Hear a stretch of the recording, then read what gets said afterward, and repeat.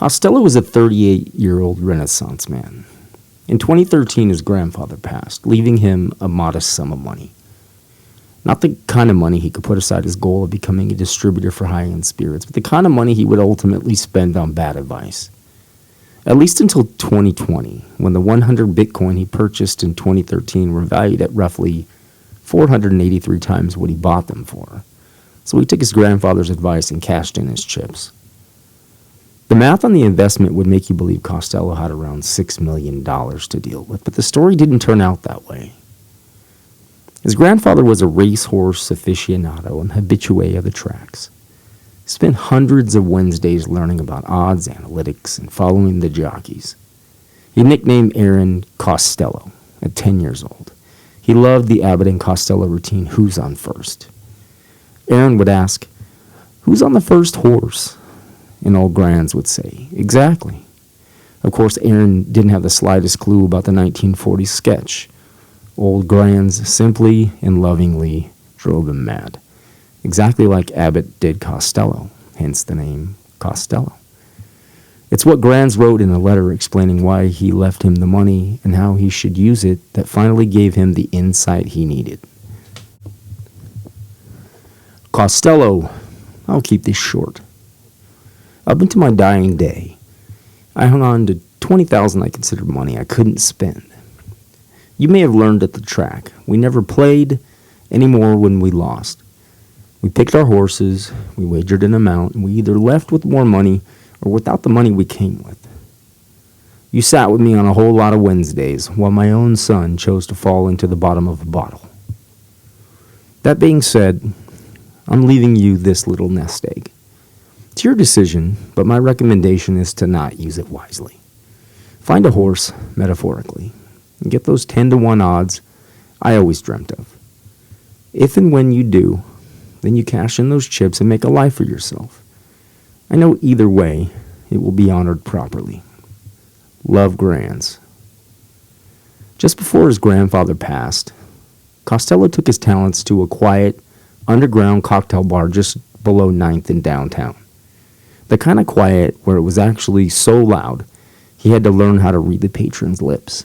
But this carved right into his meticulousness. So much so, he caught a young lady complimenting him to her friend.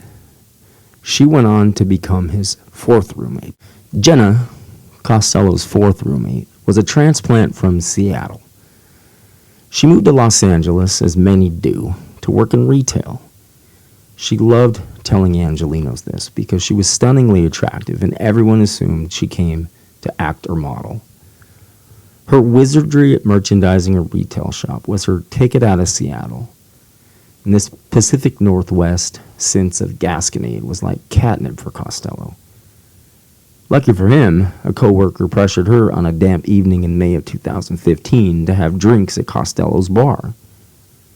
She then made the mistake of quite visibly telling her coworker she wouldn't mind fucking him, thinking, of course, he couldn't hear her through the 100 decibels of Donald Fagen. Costello took this very valuable piece of information and made sure their first encounter would be free from coitus, which paid off well.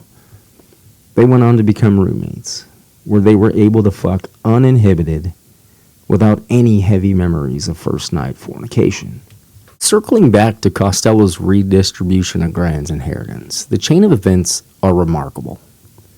Costello was by no means a tech wizard or an investment geek. In fact, when he made the $1,300 investment, he laughed it off as if it were throwing money at a roulette table in Vegas. He just kept hearing the words in Grand's letter telling him to find those 10-to-1 odds.